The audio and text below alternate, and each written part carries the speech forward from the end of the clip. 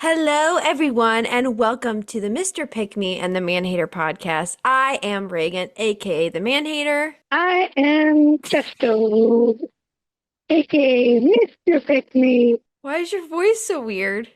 I don't know what you're talking about. What have you done? What are you?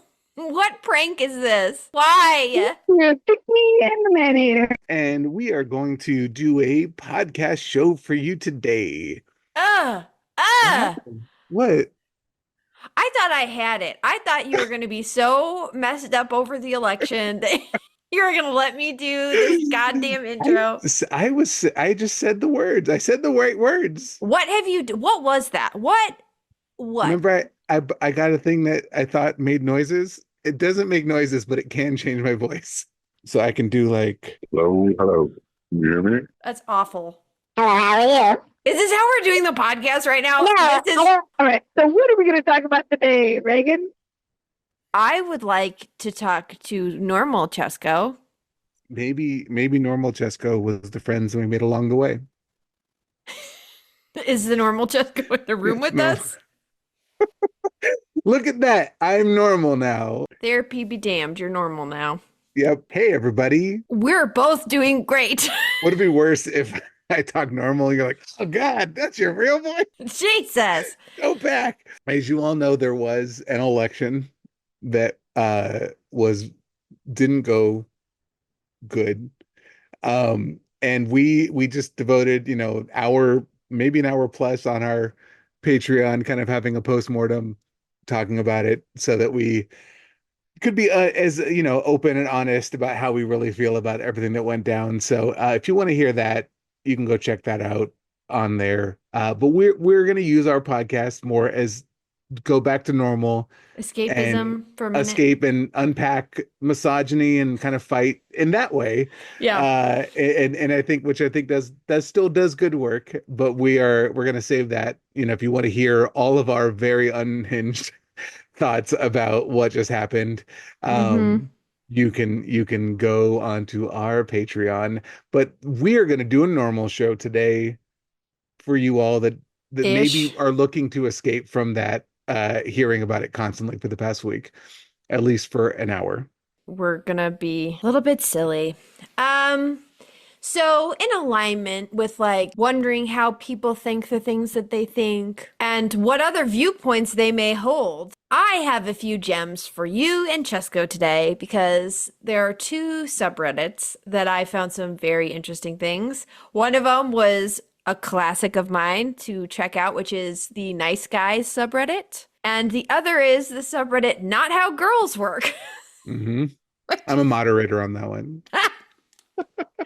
Which is just a bunch of men making claims about women that's not how girls work. Theme song. You want bad advice, man? I'll give it out gladly. I got some good advice for you. No, you don't. Like, no, you don't. I got some good advice for you. No, you don't. Like, no, you don't. Shit. Because real quick, my wife the other day said to me, she was like, I'm surprised you're not someone that deep dives on forums and Reddit and everything about your the shows you watch and everything. I was like, what are you talking about? I do that. That's all I do. That's she's like, when do you have the time? I was like, my brain is weird. I will do everything simultaneously. I'm grading speeches while playing a video game and also reading up on Doctor Who fan theories. And I'm the same way. I'll be on my phone and watching a show, and I'm like, I think something's wrong with me. But she looked at me like it's very rare at this point, 14 years into a marriage where you learn something I think new about your partner, and she looked at me like, how did I not? I was like, how do you think I know so much about all the shows we watch and about all my little special interests? She's like, I thought you were smart. I don't know. And you just picked it up some. You read books. Books on TV shows? Lame. Let me get out this novel on episode 3. Yep. Although if you look at Game of Thrones, you might know. Okay, so this is my favorite one. We have the picture of a uterus. Okay, you guys know what a uterus looks like, right? So you have Paint the picture for me. Okay. And then next to it is a satanic ram skull. And seemingly they have a similar shape. And it says, "This explains a lot." I almost said, yeah, it looks kind of like a cat head. I'm just like, Oh. yes, you hate women. You're right. The uterus is demonic. It's just the old ram skull. It's not enough that like it's a creepy looking ram skull. They made sure to put a pentagram on the top. Of course. I mean, where's the lie?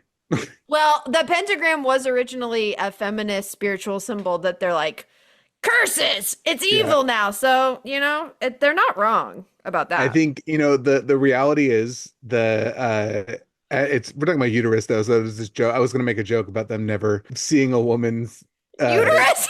Uterus is about the same as them seeing a satanic ram's head in real life. But I was like, no, that doesn't work. We're not talking about. I don't think you can see their uteruses. Yeah. I think the joke stands. You're just as likely to see a demonic ram's head as you are a uterus. To be in close proximity to a uterus. Actually, you know what? I'll give you $500 if you can draw a uterus right now. Label even one part. You know which part they can't label? G-spot. Oh! Yeah.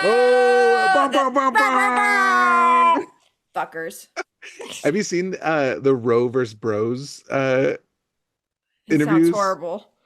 No, it's good. There's a woman that goes around just interviewing these. It is horrible. These guys about asking them the most basic gynecological questions about women, and just staring at them as they say the absolute dumbest. Dumbest. One of my favorite ones. I say just because it's so horrifying to see them. Why are there different sized tampons? Oh my God. What do you think they answered, Reagan? There's different size vaginas. Yep.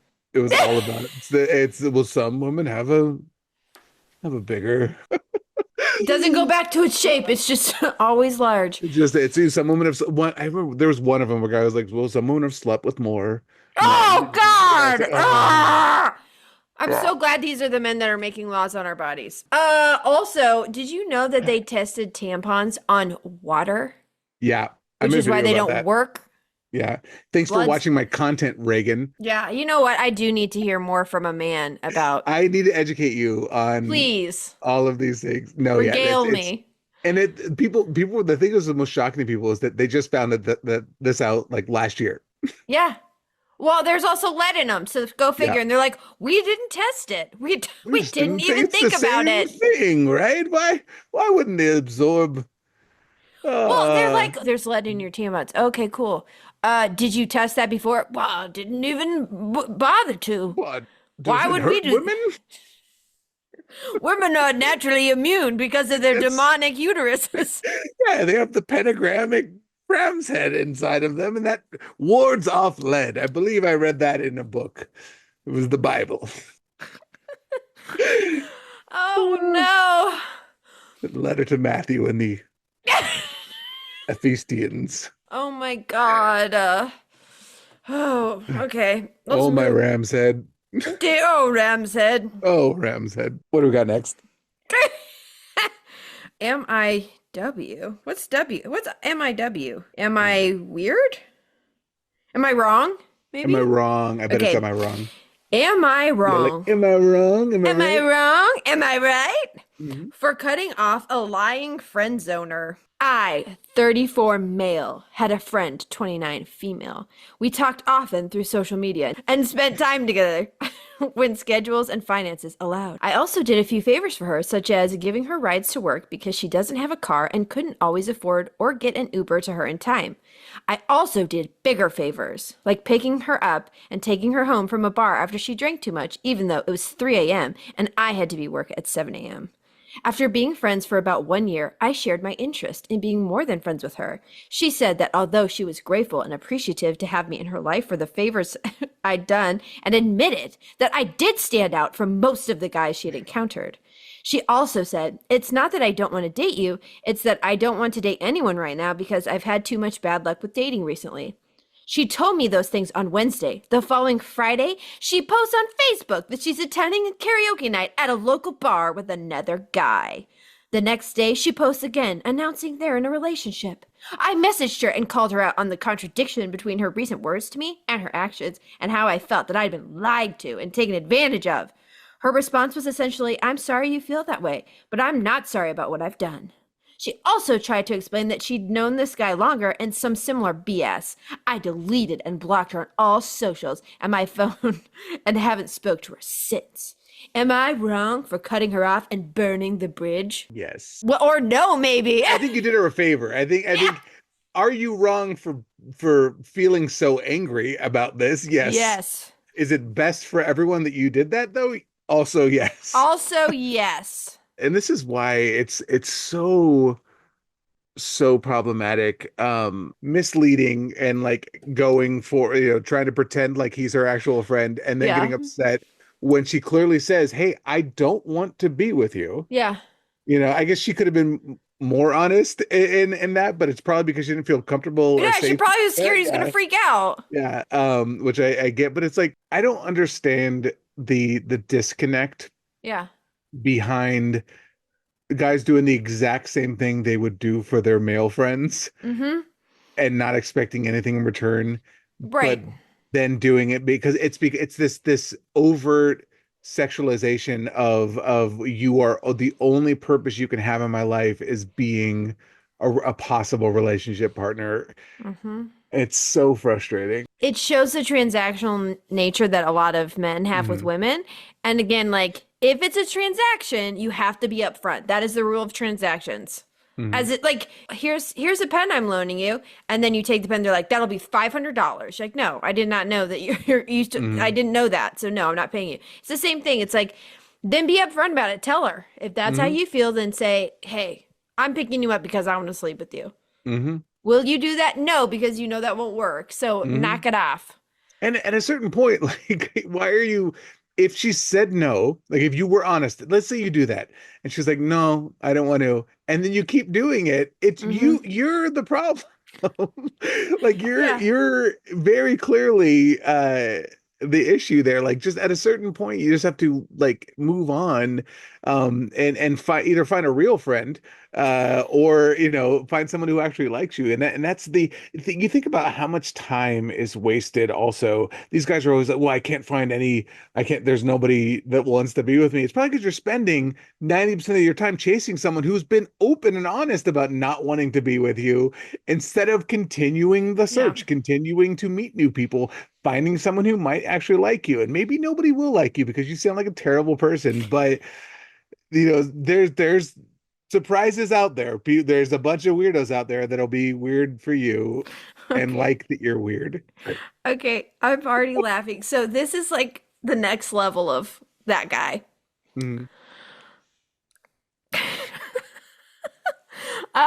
So we know that those guys often go like the passport bro route. And they fetishize and fantasize about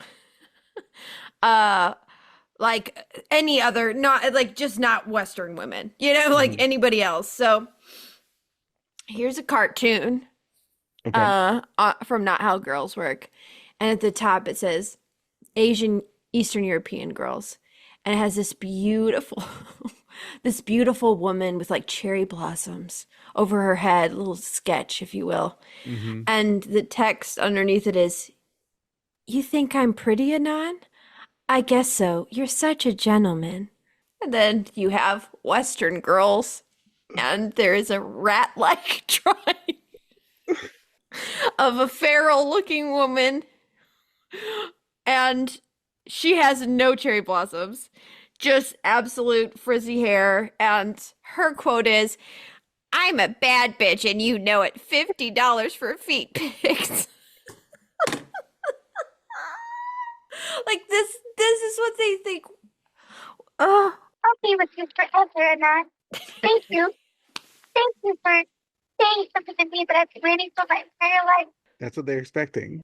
what are you talking about? People making $50 for feet pics, because God. man, I'd Should get sell. on that. I'm gonna get on that in a second. God, you want to see my mangled athlete feet for playing soccer for all those Oh, years? I thought you meant Oh you have man. athlete's foot. I was No, like, no, sorry. I don't have any. I don't have athlete's foot, but my feet are my toes are not nice. I broke my toes a lot playing soccer, and I never got them fixed because I didn't have health insurance. Yay! uh-oh. Uh, There might be a market for that, though. You don't know. there probably will be. I have the. I'm looking at. I have no socks on right now because I don't like socks. Anyways, my feet. They're not. I don't think they're ugly necessarily, but they're not. I wouldn't be a foot model. Well, maybe could be you a could market if for you that. just say, "You think I'm pretty, Anon?" I get an AI, I'll get an AI face of like a woman and sell my mangled man feet pics, hairy feet pics That's an ally. to them and be like, "What? You don't like my feet?" Well, it's just so interesting because I'm Uh-huh. like, your insult of hers that she's saying $50 for feet pics, like, but in that case, are you not asking for feet pics? Right, Like, what? right. What are you asking for? Where did Like, how did this conversation start? Where I personally never in my life, I don't know if this is a brag or not, had someone say to me, "Hey, $50 for a feet for a foot pic." How would this conversation, how would it get to the point where somebody is saying that to you enough that you felt the need to make a meme about it? that they're saying I'm a bad bitch and you know it, $50 Yeah. for feet pics. Mhm. Um, I don't know. What are you saying to get that? to get that respect, you're probably saying, "I send me pics of your feet." Yeah. Feet pic question mark? I guess it would be feet pic on Tinder or whatever. Yeah. It's the first thing. Yeah. Well, there's this. I noticed you didn't have any pictures of your feet on your profile. Mightn't I, bedamsel, mightn't you send me a picture of your feet with lotus blossoms? Milady picks at their fingers nervously. I hope this isn't too much to ask a goddess like yourself, but I like to see my women from the tip of their head to the tip of their toes. To know so I can worship you correctly. I'm sure it was an oversight on your end. Yeah, surely. Surely, would you send me one? And then she says, $50 I'm a for you, bad bitch. He's bitch. like, you bitch. They wouldn't do that in any other country I go in East European countries. They're gonna be like, yes, I would love for you Love to to. see my beautiful toes. It's so bizarre. They have such a weird perception of Mhm. other cultures because I'm like, do you know those women? Like, do you know them personally? Because sure, there's other countries that also have a patriarchy and also have rampant misogyny, but like, you think that they're just going to be like infatuated with you? Like they're just going to adore you? Like, how's that going to work out? But yes, they do think that. I think that's the issue is that they're absolutely think that's what it is. They buy into it. Because also I think they mistake someone who might be desperate to escape at a situation and be willing to lower themselves to be with you and think that the relationship you have afterwards is going to be this lovely happy marriage that follows and not simply a transactional situation where they're doing whatever they have to in order Yeah. to sadly very sad like disgustingly sadly willing to lower themselves to be with you in that situation if they're in a tragic situation like Yeah. that's what you're fantasizing Yeah, over. it's like in that case, you know, it's almost against her will and solely Yeah. for survival, but you're like, that's my dream. I think Ah, they convince themselves that it is a cultural thing, that it's not somebody willing to be with you for the sake of self-preservation. Instead, sure. it's just over there they like guys like me. They know how to And take care of men they like know me over there. It's like they know how to also, take a compliment. do you, do you have the funds, sir, to travel there or to No. facilitate their lifestyle here? I doubt And it. that's why I feel like that's the other issue is they'll never ever be able to afford to even test out the theory so they can Right. live in the fantasy of this theory and never have to worry about being proven wrong because they're working at Arby's. No offense to our If Arby's you work workers. at Arby's, Listen, it's not you. it's not you, but if you have a coworker like this, it is him. And you probably do. And you probably already know this. We're not telling you anything surprising. When I posted a video that was like, hey, if men vote against your rights, then don't let them touch your body. And one of the most popular responses from men was passport bros. Like, you're going to see the rise of passport bros. I'm like, in this economy and the way it's headed under the next like person in power, we'll see how many people you'll be flying in on your jet. Okay. Here's another one. Hey, Chesko. I'm in the meme? No, it's your face. That's not how women work. So I don't like that you screamed looking at my face. if you were scrolling on Not How Women Work and it was just a picture of my face, you'd probably be like, oh. I'd be like, yeah, that makes sense. We don't know her deal. Okay, so why would you say women get breast reduction? What would you guess is the number one reason? Probably back issues, like health issues. It's interesting you say that because this has an article. The title, The Power of Smaller Breast. Okay. Breast reduction is all the rage in cosmetic surgery. Are women asserting their independence or capitulating to yet another impossible standard of beauty? And the person who posted it said they're doing it because of back pain, you absolute twits. They're saying that like women are either getting breast reductions to middle finger to men, or they're trying to hit a beauty standard. It's like their backs hurt. Yeah, I would imagine because my back hurts. Like my back's been hurting. These men live in a world where nothing happens that's not centered around them. Anything a woman does is to please or displease them. That's actually great. I didn't even think about it from that perspective. That's the only possible reason why a woman could get a medical procedure is like a serious medical procedure too. That it's is because it's another way to impress them or to get away from them. Which how is it both? Like you're covering the whole gambit. Like there's only two options. Either they hate us or they want to sleep with us. Oh my God. Yeah, that is wild. It's not just the two literal boulders they're carrying on the front of them. Yeah, I had a friend that got one, and she said her quality of life has improved. Oh my God. Like across the board. And also she said it is part of the quality of life approval, maybe he has a point, is that she doesn't get as much weird comments from guys anymore. Because she said she used to get all these like over, like because of the fact that she was a tinier person with it was just very disproportionate, and she would get constant comments about it from men. And she was like, that has been a fringe benefit. Fringe benefit to that she did not plan on, but it's been a nice added bonus to not having horrific back pain constantly. Wait, are you telling me that there are things women do that aren't just for my gaze? What? Are you saying you're visual or your friends that are gay? Oh my God. When I hear gays, I'm always like, yes. The gays? Yeah. The gays?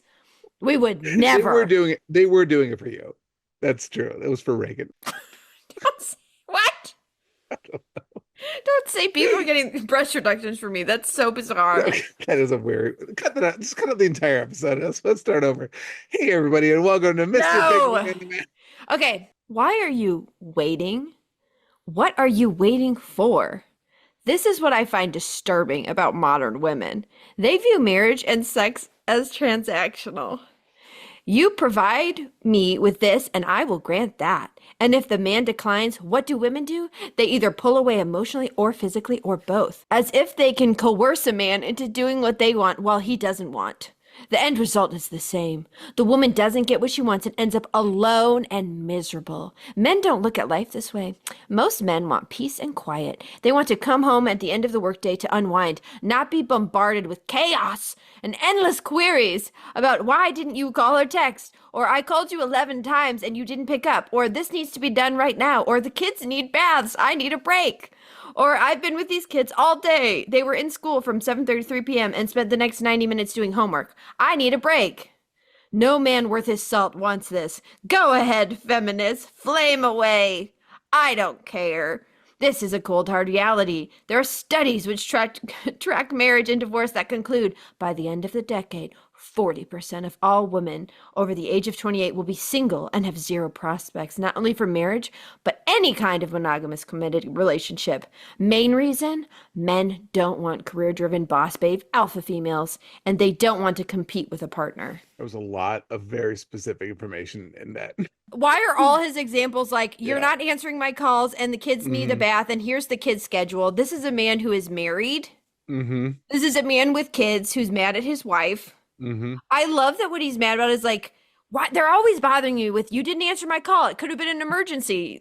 I called you 11 times. Like, seems like you were not answering a phone call. Right. I love when men are like, we just want to come home to peace and quiet. And it's like, so what you want is your wife to not have any break. You want the break. You don't want her to have it. And you want her to facilitate peace and quiet for you. Because she still has all the things. She's got to take care of the house. She probably has to do dinner. She's probably taking care of the kids. You want her to make that happen for you. You want her to be your emotional regulator and to do nothing to upset you. That's not life. That means you can't regulate your own emotions. You're basically a baby. It's a very weird thing to be like, I want to be away from you all day, and then I want to get home and not hear you at all. I want you to exist in our home in a separate sphere than I exist in. But I love you, baby. But don't ask me about the kids we created together. No. I do still want to have sex with you, though. I need you there for that. But don't expect much. Don't talk to me. Don't look at me while it's happening. Just quiet. Just quiet. Let me get this over with for both of our sake. And there's so many men that believe that they should just come home. But it's like your wife then is handling everything else. She's handling all of the mental labor. She's handling the household. She's handling the kids. Like, that's not how it works. You cannot create children with a person and then say, but I don't ever want to hear him or see him. I don't want to answer any questions. Like, so then the only alternative is she is handling everything. If you're not being bothered by stressful questions or decisions, then she is. She's making all the decisions because she can't talk to you when you're at work because you're not answering her calls clearly. And the only time she can talk to you, you're saying, don't bother me. Don't bother me. That's why modeling behavior is so important for your kids to see, especially like if you're, and this is like for any fathers that are hearing this, there are some that listen to us, right? That it's important for them to see you doing dishes, to see you doing laundry, to see you actively respecting the giving your partner time away from the family, to doing the things that you would want them to have in their household. I want my daughters to see the way I treat their mom, and then to know that is the bare minimum for the future. If 40% of women are going to be alone, I don't want them. If they're going to be alone with friends and happy and living life, that's a much better experience than being in a household with a person that views them as property, that doesn't actually like being. That's not a happy. Oh my God, she's single. That's not my biggest fear. My biggest fear is that she ends up with this guy. Is you? You're the fear. Yeah. That keeps me up at night thinking like, oh my God, am I doing enough to build them up to understand that they deserve more than this transactional bullshit that these guys are offering? And it's so weird how normalized it is. Like, did you ever play the game Don't Wake Daddy? Yeah. It's that. It is so normalized for the entire household to bear the burden of the dad's emotional well-being and not upsetting him for any reason whatsoever, that they made a children's game of it where you're tiptoe around the bed, don't wake daddy, even though the kids are obviously up because mom is up taking care of the kids. It's so weird how much even upsetting men or bothering them with, the role that they chose to do. And it's so weird how normal, men not being able to be functional adults because you don't get to turn off that you're an adult. You don't get to turn off that you're a parent, except when they get home, that's what they want to do. And it's because a lot of these guys grew up in households where they saw that and they just didn't expect anything to change. They're like, yep, that's what I want. I want someone to treat me. That looks great. My mom was depressed and crying. Didn't sleep. She cried a lot. But it was, that's what my dad seemed like he was in a good place. My dad thrived. Well, that's the thing is I think a lot of the men men didn't see, when they were boys, didn't see that side of their mom. The daughters did. Right. And daughter said, I sure as hell am not going to be that. Like, I'm not crying in the kitchen. I'm not separating on the holidays all the women in the kitchen and the men watching sports. While the boys were like, this is great. We don't have to do anything. There was a video, not to get more serious in this, but it was a kind of trad wife talking about how she was like, "Ooh, here's why you should never say no to your husband Ew. when he wants physical." And she was like going into she was like, because if, it's obviously if he's not being connecting to you physically and emotionally and spiritually when he wants it, then he's going to start looking elsewhere. And so it's like basically blaming yourself for preemptively blaming yourself for if he cheats on you or when he cheats on you. That's on because you. he doesn't respect you. That's your own fault. You should have done more. You said no when you were exhausted and it didn't really were not in the mood. That's your own fault. You should know better. It's so interesting that it's always on his timetable. When he wants it to be quiet, it needs to be quiet. When he wants to be touching on you, he needs to be touching on you. But then he doesn't want you in his face. So it's his wants when he wants it, and you just have to submit to whatever that is in the time. So 2 seconds before, he may be screaming in your face, telling you he doesn't want to talk to you. Why are you bothering him? And then the next second, he could be all over you and kissing you. And you're just supposed to be like, okay, so now now you want me to be your wife emotionally and physically. Like, absolutely not. And I don't, it's just a double standard because like I can't for myself flip into that mode like where I am like and like and that's one of the reasons I understand why my wife couldn't or why another woman couldn't is like if I'm just like if I'm in a really bad headspace, I can't just be like, all right, let's be romantic right Sexy now. time. Let's stand for that. Like I don't like and I'm privileged, I think. And it's not privileged, but like because of the societal expectations where of men, where if a man doesn't want it, that's okay.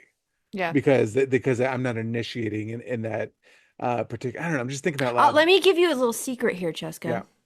Trade secret from a now lesbian but once hetero woman, and who has many friends that are still straight. They don't flip into that mode ever. Yeah. They just hate it. They're just miserable. Yeah. That's my point. That was having trouble articulating it, but yeah. No, that's what I mean is the men are expecting them to do that, but they're not. Like they're just having sex when they're not in the mood. Right. They're literally being touched when they don't want to be. They're being touched when they're exhausted. They're being forced to be sexual when they're not in that headspace. And that's the saddest part is like it's not a situation in which they're like, oh, okay, well, I'll just be in the mood because that's not how it works. So it just ends up with women doing things they don't want to do. I guess I shouldn't use myself as an example because I was gay the whole time. So I'm not a prime example of that because I was just thinking about myself. I was like, oh, I shouldn't use myself because that doesn't make sense. Why was this horrible always?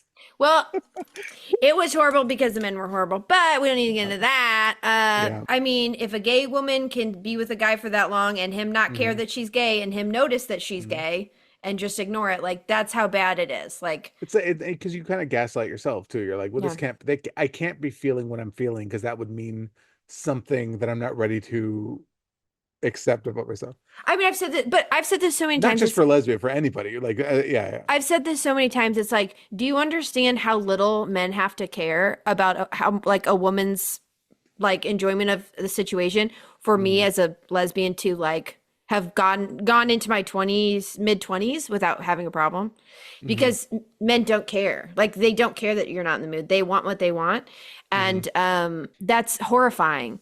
It's horrifying how normalized it is for women, like women who are blatantly like, no, I'm not interested. Like, like you see it all the time. It's like a guy, like literally being like, please, oh, please. And then her being like, whatever. Like that's not enthusiastic consent. Yep. And like, why would you want to sleep with someone who's like not interested? That's the part I don't get. It's very weird to me. Like I've like, and like I don't think I don't know, maybe it's I don't want this to be a weird thing that like, or for me to be like an exception where like if my wife's not in the mood, I don't want to be with you. Like if I don't know she's experiencing pleasure, sure, right, if she's enjoying it, sure, it wasn't a good What's night. The point? I think that proves the conqueror kind of thing with these guys is it's like maybe the pleasure is to getting her to when she doesn't want to. Because it's not about the experience. Clearly, it's about your experience, but you would not be getting the feedback. So it's just, I think it has to be that there's some enjoyment by getting people to do what you want. There's no other explanation to me.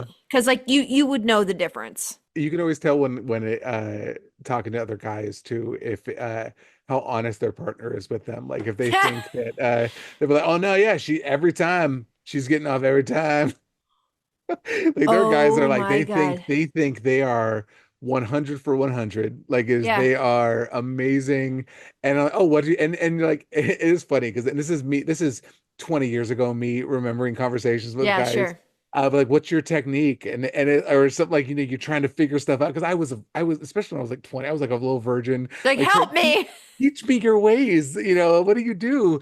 And it was never like actual good advice about like foreplay or no. I remember, I wish if I could have known 20 years in that, or like if I could go back in time and like rehear some of these conversations, the advice was horrifically bad always. It was never like actual, because guys will get explicit too in talking about stuff. And if you're a little virgin boy that you're like trying to take notes, and I remember just like trying out certain things, like the stuff that I was like capable of trying out, and I was like, this doesn't work. This seems like she's not enjoying this at all. She hates it. Why is she it's like, oh god, like that, like, as I'm trying to be PG-13 here, but it was like, and I never did anything wrong. I was always very, and that's not surprising to anybody. I was never doing something like bad, but it was like the stuff they were talking about, I'm like, this feels like it was for you. That's the thing, is most of what they enjoy is for them, and it's never like, wow, she really, really enjoyed that, and that is so awesome. It's like, I'm so good at sex. I'm so amazing. Man. You don't even know. It's like, what? Like, she said it. She said I was real good. After I asked her 25 times. She made me get off of her. She couldn't take anymore. She's like, we're done here. And she shut her door. Oh, man. The other thing is that I've noticed is like, men will use the same technique on every woman as if every woman has the same wants and desires. Like, this is my move. Like, amongst us lesbians, that is not the way it's talked about. It's like figuring out your partner. What does your partner like? And like reading their body language and like trying to figure out like, they like this, and asking, being communicative about like, what do you like? Because I can do what you like versus like, this is my thing I do that works every time. Which like, no, it doesn't, because everybody's different. Everybody, what they want is different. Their sensitivities are different. But damn, if I feel like guys are like, this is my super cool move that I use every time, and all women love it. That's exactly the advice I was talking about, though. Like where they would say like, oh, this is what you do, you blah blah blah, and it's because, and this is, I'm sure that's what they do every time with every single woman, thinking that's it, because she made, especially when you're young too, and you're trying to like, you like the other person, you want them to not feel bad, you're probably acting out as if you enjoyed it. You're like, oh, that was terrible. But I also think that like your experience in that is so many younger men on the internet listening to like dating coaches. It's like the issue. They literally don't know what they're talking about. They say things that cannot be true. Like, there's nothing that all women like, period. And yet this is the advice that they give. And like, because you don't know any better, you're like, oh yeah, that must be it. And when you're inexperienced, you have no life experience to judge it against. You're like, oh, okay, well, this guy is confident.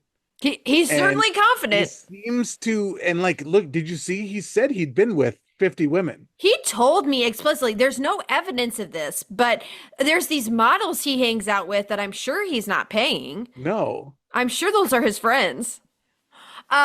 It's sad, but I think the other built-in thing that men like that have is they thrive off of misogyny. So if anything doesn't work, it's like, well, that woman sucked.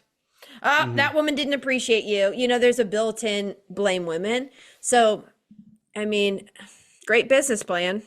It's the issue right now, and this is why you're seeing like the alt-right pipeline with young men, is because it goes back to its easy answers, right? It's like, oh, guys, this is the easiest route to get what you want, and you're gonna like this because it benefits you 100%, and you don't have to care about anybody else, and it's very enticing. Well, and they're seeing these very, especially when you're young, you're so hyped up on like puberty that you're like, oh, I want to be a tough guy. I Yeah. want to be a cool guy like these guys. And you're so, you're thinking with your crotch, and you want to, you're not finding out how to do it. And so you listen to these quote unquote alpha male guys online that look like they're living a life that seems fun. And sooner than you know it, you start believing the very bullshit that they're saying, even though it's not working out for you, even though you're still struggling. Instead of thinking, "Oh, maybe that's not the right path," you double down on it. And because you're so far in at that point, that admitting that what they were telling you is wrong would mean that you wasted 10 years of your life And money. learning, and money, and how much money did you waste trying to replicate what they were doing. And that's very hard, what sunk cost fallacy, right? The idea of you've already put so much time into it, you don't want to backtrack. And especially if they're hitting these boys and getting these messaging to them when they're 14, 15 years old, they're hitting their adult lives and already having put all of this time and effort into learning the wrong things. And that is way harder to deprogram than simply learning the correct way to begin with. I can feel like my rage crawling up my face, like redness, because like I don't after this past election, okay, and the response to it, which for the record, everybody listening, the second that he was the vote, like he was, what is it? He's the president elect or whatever. Yeah. The second the results came in, the misogyny on my page went up like 400%. And partially it's because I said, don't let men who vote against your rights touch you. That too. But in ways I have never seen. I've definitely come across it, but it was unreal. And like for the past however many years, I've had so many men in my comments being like, the loneliness, male loneliness epidemic is such a problem. You don't care about that, and you don't care about their feelings. Now, and I get all the time, we don't want you. We don't want to sleep with you. We hate you. You're gross. Men don't want women. And I'm like, that's the opposite of what you were saying to me these past 4 years when you were like literally going off on me in my comments about how much I don't care enough. It's like now all you're saying is how much you hate us and how you're going to go to a different country to get somebody and how we're all ugly and how you're glad we don't want you. And I'm like, what a switch up of energy. Isn't that so interesting? How quickly that happened. Yeah, all you men who were so lonely and these young men who went out and voted against women that they supposedly wanted. Now all of a sudden you have those boys who are chanting your body, my choice in high schools. Like and I've had that exact phrase in my comment section. It's like, so I guess you weren't that lonely. I have my Facebook page because of the fact that I get sent all these like misogynistic dude videos all the time to critique. Sure. And I'll watch them and I'll save them and I'll send them to myself. The algorithm's like, oh, he must really like Oh, he's a misogynist. I get it. these things. And so I'll get tons of this stuff in my feed now. And there's a lot of people that are just not believing that what you just said is even happening. They're like, nobody's saying your body, my choice. They're saying it to me. Yeah, I know. They're like, that was just a joke by one guy. No. It's happening all these places. They're like, no, I don't believe it. And that's the issue we're up against, I feel. And not just forget the political system. This is a global issue. This is not just an American issue. No, the misogyny and patriarchy is, Right. But the issue is that it goes back to they don't believe women, right? When they're saying, no, this is what I'm experiencing. Oh yeah, I bet you are. No one's actually saying that. No, look, look at my comment section. Okay, I bet it's there, and they just won't even look because it's easier just to pretend like there's no problem whatsoever is there and just move on with their life because it goes back to over and over. What's the easier thing to do? It's all the goods, the way to make society more just, to defeat the patriarchy, to make it, which benefits men as well. All of that stuff takes work. All of that stuff takes a lot of effort. Yeah. And because it's so entrenched, and it would be very easy for me to just flip my channel into being this like one of those guys, right? And I could probably make a lot of money, right, doing that. And it would bet and it individually, not I say this because obviously I'm not doing that because I don't believe it actually And I benefits would me. show up at your But house yes, and I would be murdered by by unknown people. by unknown people. But individually, I could benefit myself and make a Sure. lot of money and do all sorts of things like that. But like I don't there will be no there's your life is not better as a result of those things because you can only but the only way you can it's narcissism, right? The only way you can enjoy that is if you do have these narcissistic Yes. traits and tendencies, and we all have. I'm not going to say I have no narcissistic traits at all, right? We all do to an extent, Sure. but it's just this really entrenched gross toxic aspect of narcissism where that goes above and beyond self-preservation and just where you just don't care about anyone else other than yourself. Anybody who's abusive has Mhm. narcissistic traits. Right. Anybody in order to abuse, you have Mhm. to have narcissistic traits because you have to be willing to harm others and like not care. Mhm. And we see that so like these systems of power, like they are abusive to people, right? Mhm. You're abusing power, right? So, Right. oh yeah, I totally agree that the reasons people don't do this are, narcissistic in nature, but there's also it's this illusion of power in a way because these men in the patriarchy, like they're being harmed by it and most men aren't actually seeing the benefits of it, right? Mhm. Like actually in their lives. But what we see is this illusion of, hey, I mean, I may be at the bottom of this grouping, because capitalism and the patriarchy are bedmates. They I was love, about to say what you're about to say is probably aligns exactly with economics. yeah. Yeah. So basically you have misogyny, the patriarchy, and you have capitalism. Capitalism is screwing over everybody except for the elite, right? So people are getting screwed over. Their life sucks. They're wondering why they don't have control. That's when the patriarchy comes in and says, "Oh, baby, don't even worry about it. Don't worry because I will give you women.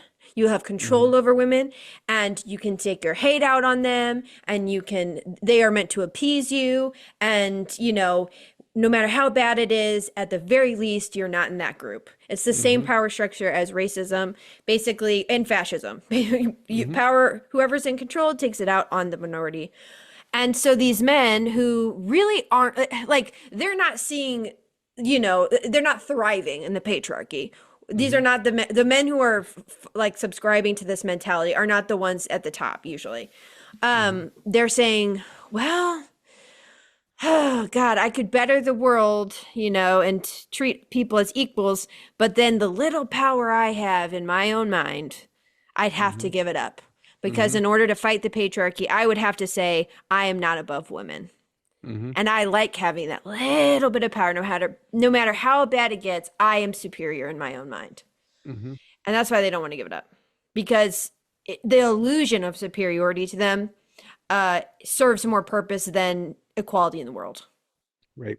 And the worse your life circumstances get, the more you buy into that as well. Yes, 100%. That's why we see that because people like instead of addressing a capitalistic system, which we're all in, where you have viable concerns, it's so much easier to just hate women and minorities. Like it's easier for them to just say, it's this group over there, point, look over there. Capitalism, look over there. Fascism, look over there. Let's be mad at them. Once we get rid of them, everything will be fine. If the woman just get in line, if they just cater to your needs, if they took better care of you, if they slept with you, everything would be fine and you would be happy.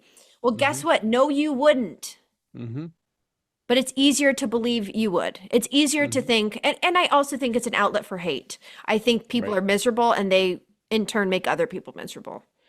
And they're scared, like there's justifiable fear, but it's harder to like you think about that. I think about like the transphobia. Right? It's that women are scared of men, right? Like that are men, that's straight cisgender men that are doing these violent crimes. But it's that the accepting the fact that half of our society could be a predator to you, it's much easier to focus in on this 1% of our society and say, oh no, they're the ones that want to be in our bathrooms. They're bad. They're doing these things that we don't like, when in reality, they're the safest group to be right. You know, it's like when you look at the actual statistics of Yeah. everything. You're more at risk in your church. Right. And so it gives you a quantifiable thing to express your fear and your anger onto, that doesn't have the power to fight back. The boogeyman, the 1% of Mhm. the population you can blame your problems on. But there's also the fact Mhm. a lot of it is misogyny, right?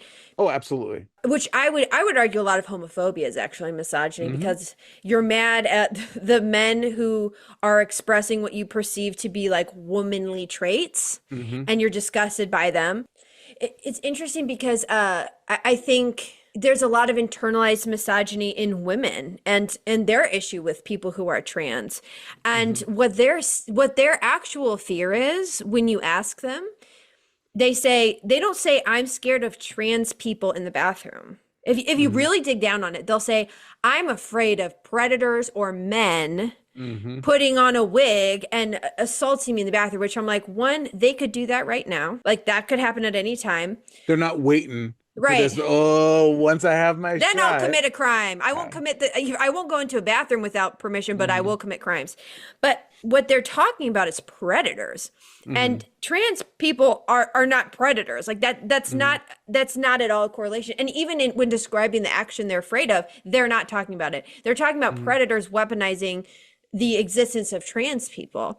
And even if you like, okay, so you're really afraid of predators, like, when has a bathroom ever stopped a predator? And also, statistically speaking, a trans person is much more at risk for SA or just assault in a bathroom, using the wrong bathroom that is not to the gender that they're expressing, than anybody else. Like, do you know how many trans people are attacked in bathrooms? Like, there's a lot of statistical evidence for that, but there's no statistical evidence of trans people attacking people in bathrooms. But it's so much easier to hate the boogeyman. It's so much easier to hate this far away thing that you don't have to take action towards, that you can feel emboldened. Another good example is people are really have a lot of conspiracies of Hollywood elites and child trafficking or whatever. Okay. Which is child trafficking is very real and is horrifying and is something we need to be addressing. But they focus on the boogeyman in Hollywood that they have no control over, rather than going into their churches and going into their communities and seeing how they can aid children in abusive homes, or seeing how they can look into their churches and see, are there men that are abusing power and holding men responsible? There are so many things one can do in their actual communities that would be helpful. But that would mean possibly ostracizing yourself from your church. It would. Or possibly making an uncomfortable situation with the uncle that you know did something. Or, you know, it's once again, it takes away their comfort zone. So it's easier 100%. to I can yell at the Hollywood elites that I know I Yes. will never have access to. Yes. Never, because I'm powerless though to do anything for them. So I can just focus that there, because instead of actually acknowledging the actual change you could make in the lives of real people. And I think that's the difference between people who a lot of their beliefs are theoretical versus people who are living the effects of those political beliefs. Because, you know, people have a lot of theories about like whatever conspiracy theories they have. And yet, their theoretical fears of trans predators in bathrooms, right? We have no statistics for that. If there've been any, there's not even enough to do studies on. And again, you're talking about predators, not trans people. Every single discussion I've had, I have never had someone talking about an actual trans person. Okay. They're theoretically upset about the possibility of trans people. I know trans people who have died. I know trans people who have unalived themselves. I know trans people who are questioning their entire life, who don't know how they can exist. I know trans people who have been discriminated against, beat up. There is actual death, actual violence for them simply existing. Scared for their life every single day for existing. Ostracized from their families. The percentage of like trans people who are ostracized and then homeless, staggering, horrifying. For simply existing. That is real. That is right now in my face. And if you cared to look, you would see it.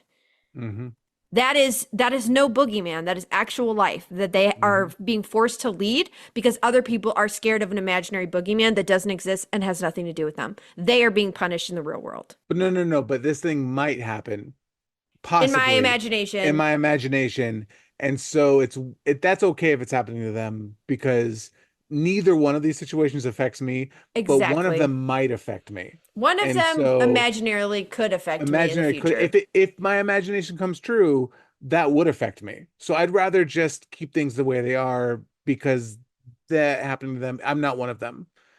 Until someone you love is what is part of that community, and in which case It's basic empathy. It's literally just caring about other people. But, here's like, again, if you care about the children, absolutely. So do I. So do I. Let's do things like right now. There are so many things you can do in your community. Do some. Have a group. Do a support group. Do a fundraiser. Be outspoken about like the signs of abuse. There's so much research on like what to teach kids so that they will not be the child that predators look for, right? We know that kids who learn about their proper terms for anatomy, we know that kids that are outspoken, confident, we know those things, right? We know those are proven to make them less likely to be victims of it, right? Right. Support systems, all of these things. So do real things. Don't think about the boogeyman. Focus on the actual harm that's happening and actually take action rather than theoretically take action or take action towards a theory. Yeah. Please. For the love of God. I think that's a great ending, I think, to Because now leave everyone. I'm upset. Because now we're getting, you might see some underlying connections to why we're feeling this, what Yes. we're talking about here as well in our real world. But God. we love you all. If you're listening to this podcast, we likely love you. Here's the thing. I love everyone. That's the point. I want the best for everyone. No, I do you're not right, you're right. stand by people who actively harm others on purpose, who don't think other people deserve the same rights as them. Exactly. That's the point. This is me saying you're actively choosing to do harm and I want no part in it. It's easy to join the club of empathy. Just have empathy and, make choices with other people in mind and practically do good. Don't theoretically do good. Practically make choices that have positive impacts in this world. And even if the risk is losing the current community you have, is that a community you want to be a part of? And two, there's a whole nother community of people that are much better to be around and much healthier to be around and much more loving to be around that exist and are waiting for you when you do leave that group. It's hard to see them now because it's very systematically they're hidden from you when you were a part of whatever abusive group you are a member of right now. But just know that there are other people, there's other community to be had, and it's a hard transition, but in the long run it is better. Agreed. Thank you for listening, friends. Thank you for being here. I hope we're here and we're with you. If you're going through a hard time right now with everything that's going on, we are also really, really struggling, but we want you to know we see you and we love you and we're here for you. So we will see you also next week. Bye. I I got some good advice for you.